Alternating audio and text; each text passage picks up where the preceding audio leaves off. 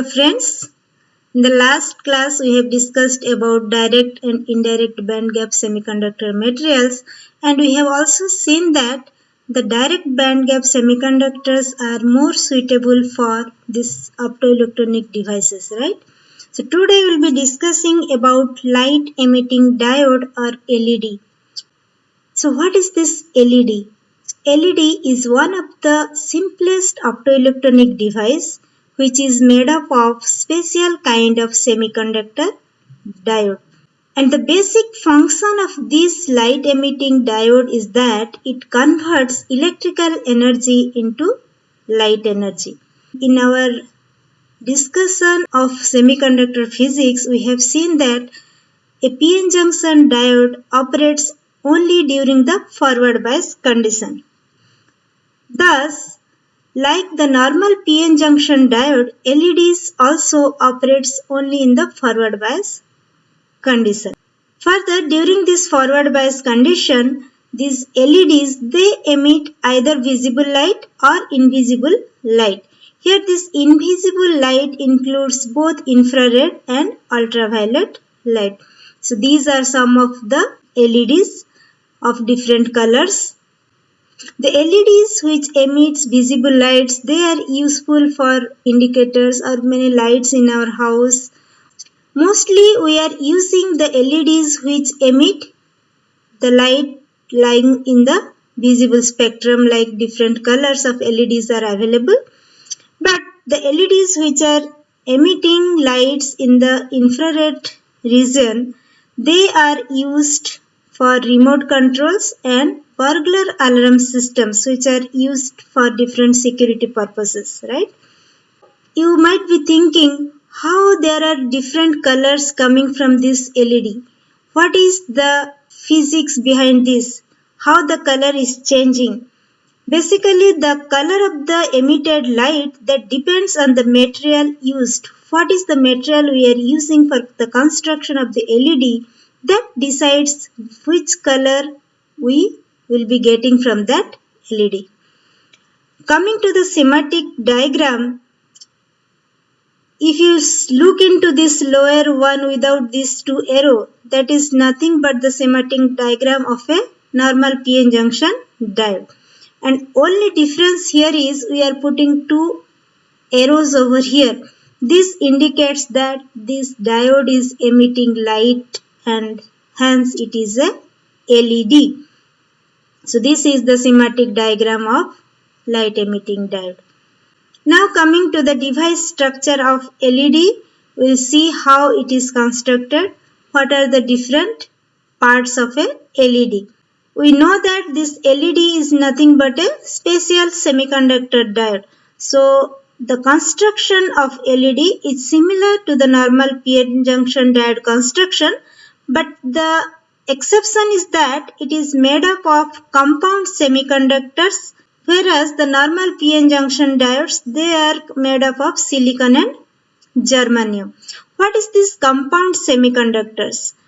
This silicon and germanium are group 4 elements. But these compound semiconductors are mixture of either group 3 and group 5 or group 2 and group 6 elements. In case of this LED, the most suitable material or the most suitable compound semiconductor are group 3 and group 5 combination. That means the semiconductors are made up of two elements. One belongs to group 3 and the second type or the second element belongs to group 5. So combining these two, we will be getting a compound semiconductor, and that is most suitable for LED fabrication. Some of the examples are gallium arsenide. Here this gallium is group 3 element and arsenide is from group 5. Similarly, gallium nitride, this is again from group 3 and group 5. Gallium phosphide, gallium arsenide phosphide, etc. So many are there. So these are some of the examples. For the construction of this LED, first we need to consider a substrate.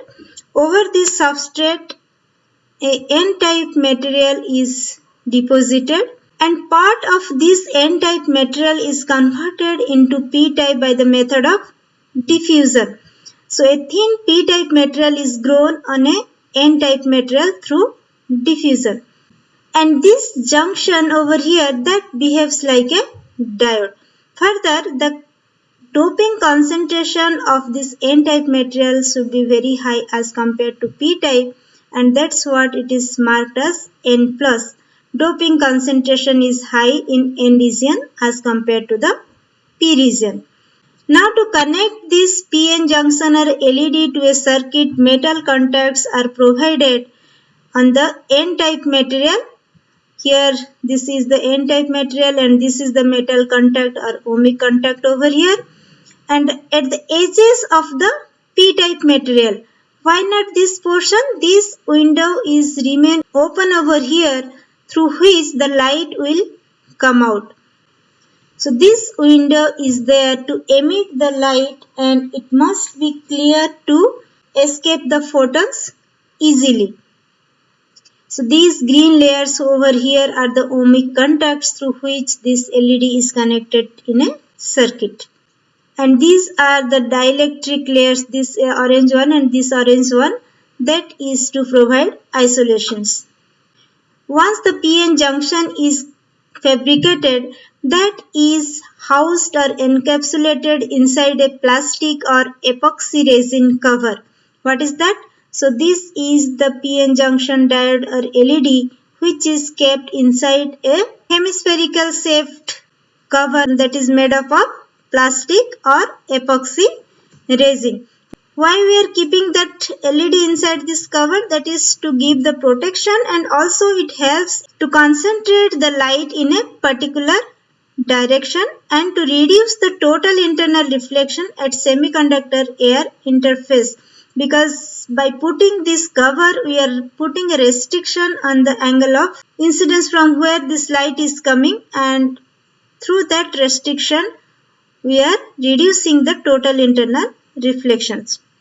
Now if it is enclosed inside the cover, now it is difficult to find out which one is positive and which one is negative.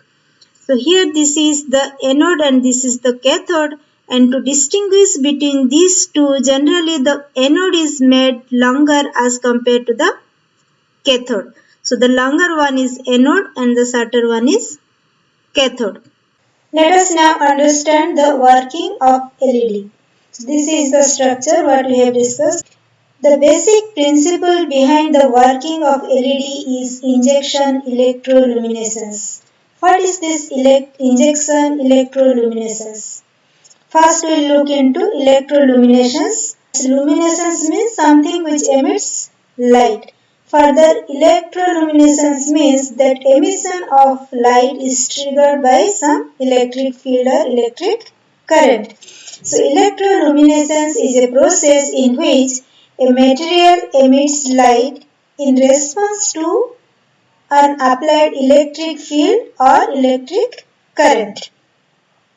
Further, here it is written injection electroluminescence. This is because in case of an LED, the carriers, they are being injected from one side of the junction to the other side. That's what the name is injection electroluminescence.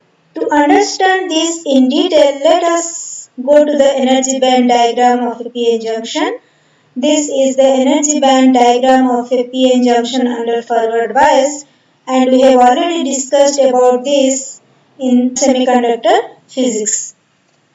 So here this yellow side, this is the P side, and this red one, this is for N side, and this middle one over here, this is the region of junction or the depletion region. In N side, electrons are the majority carriers and they are present in the conduction band. So these red dots are electrons. Coming to the P side, holes are the majority charge carriers. These are the holes which are present in the valence band. Under forward bias, these electrons, they will move from N side to P side, and holes, they will move from P side to N side. Thus, when the diode is forward biased, then the electron and holes move across the junction, because while moving from one side to other, they have to cross the junction. While crossing the junction, what happens at the junctions? These are the electrons and these are the holes. So the recombination of electrons and holes takes place in the junction. So while recombination takes place, this electron it will move from this position and it will recombine with the hole over here. So the electron is coming and recombining with the holes over here. Thus, during this process, the electrons and holes they recombine in the junction region. Here you can see while this electron is moving from this point to this point, it is moving from a higher energy state to a lower energy state. That means the extra amount of energy is being emitted. Further, as we are considering direct band gap materials, these energies are emitted in the form of photons of light. So these are the photons which are being emitted due to the recombination of holes and electrons. So these are photons of light. Hence we can conclude that the extra energy is released in the form of photons of light.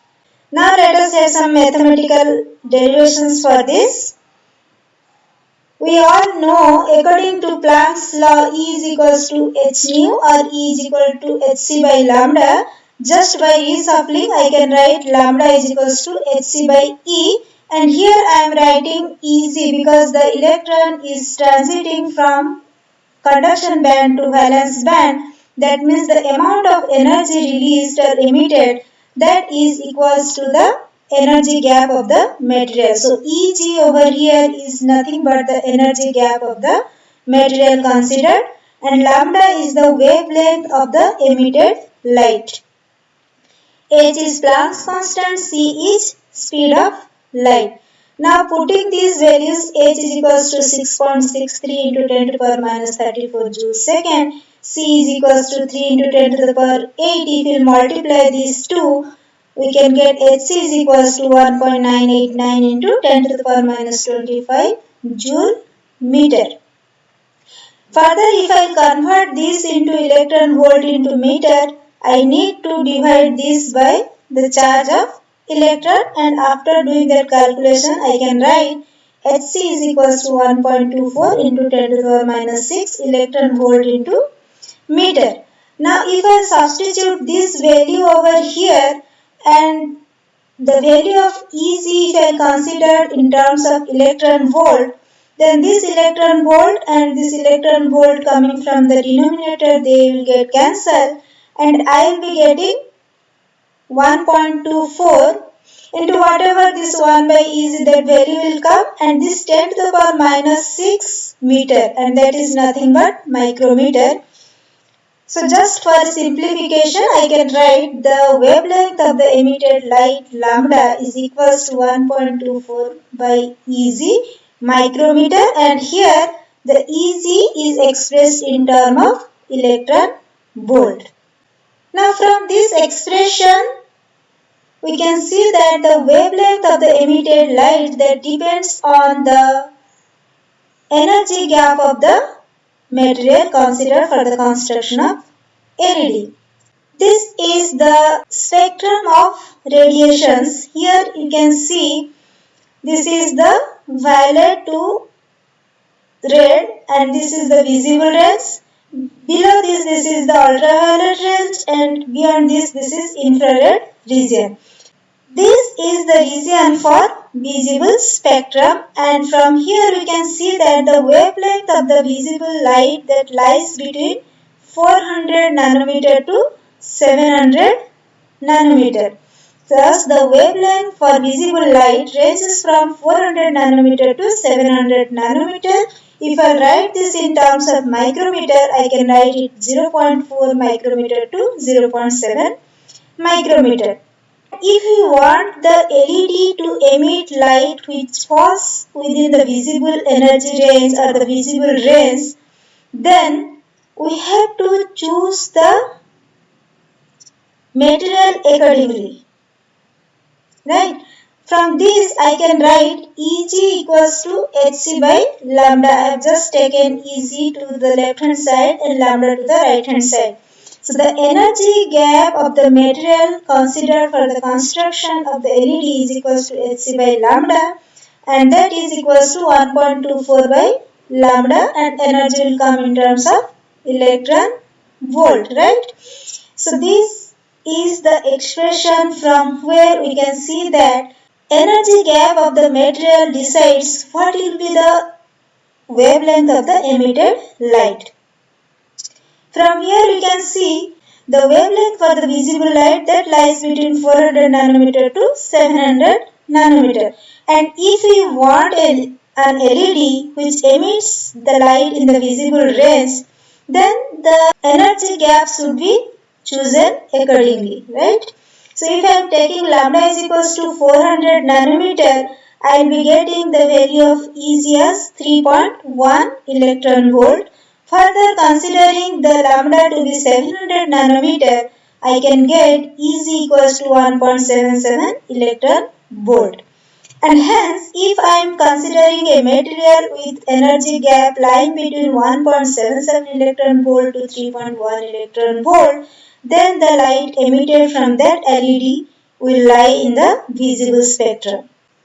So generally for lighting purpose, the materials which are considered for designing this LED, their energy gap lies in this range, and if it is lying below this 1.77 electron volt, then the radiation which we are getting from the LED that falls under infrared region, and if it is more than this 3.1 electron volt, then it falls under ultraviolet range. Today we will stop here. In the next class we will be discussing about the VI characteristics of LED, and we will also discuss some of the advantages or figure of merit for LED. Thank you all. If you like the content of the video, please press the like button and share the link with your friends. Further, don't forget to subscribe the channel. If you subscribe it, then you will be getting the notification whenever I am uploading a new video. Thank you all once again. Bye.